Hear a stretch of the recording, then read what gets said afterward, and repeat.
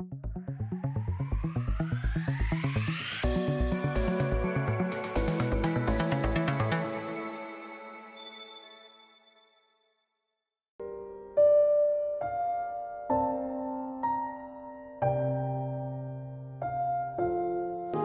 నామముకు మహిమ కలుగును కాక. ఉదయకాలము వెలుగు సేవ పరిచర్యంలో ఆగస్టు నెల వాగ్దానము. దేవుడు నిశ్చయముగా మిమ్ముని దర్శించును. నిర్గమకాండము 13:19. సో దర్శించును అంటే మీ దగ్గర వచ్చి మిమ్మల్ని చూసి మీరు ఎలాగున్నారో ఆయన చూసి మీకు ఏదైనా కావాలా అని అనుకొని అది చక్కగా చేసి పెట్టడం. లోక మనుషులు వస్తారు, చూసుకొని వెళ్ళిపోతారు. కానీ దేవుడు అలాగా కాదు.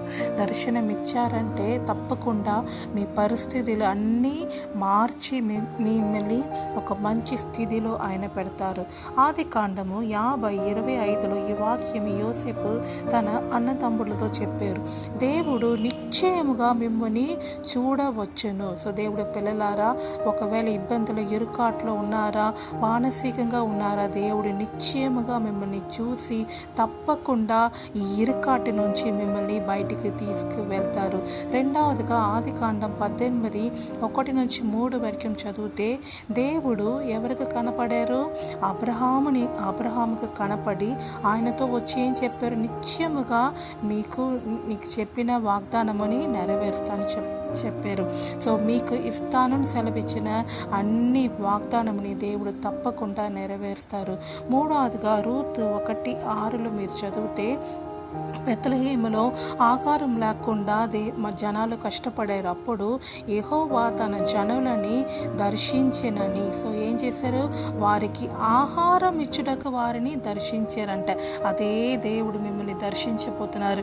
ఎవరెవరు ఆకలితో ఉన్నారా, ఎవరెవరు డబ్బు సరిపోలేకుండా ఉన్నారా, దేవుడు మిమ్మల్ని దర్శించి మీకు ఏం కావాలో అన్నీ ఆయన చేసి పెట్టి ఏ కొదువ లేకుండా చూసుకుంటారు.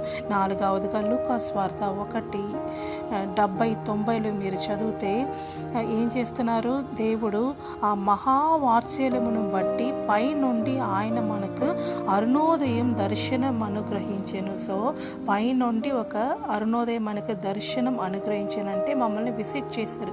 దీనికోసం మనకు వెలుగు ఇవ్వడానికి కోసం. అవును, చీకటి పాపం అనే వెలుగులో మనం ఉంటాం కదా, దాని నుండి బయటికి తీసుకురావడానికి దేవుడు మిమ్మల్ని దర్శించబోతున్నారు. దేవుడు పిల్లలారా, నన్ను ఎవరు చూడలేదని అనుకోవద్దండి.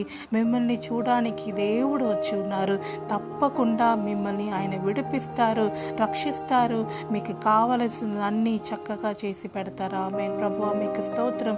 తండ్రి, మీద నా జనముల్ని మీరే చూసి వాళ్ళకి ఏం కావాలో అన్నీ చక్కగా చేసి పెట్టి రాజా వాళ్ళని రాజా సంతోషపరచమని యేసు నామములో అడిగి వేడుకుంటున్నాము తండ్రి. ఆమేన్.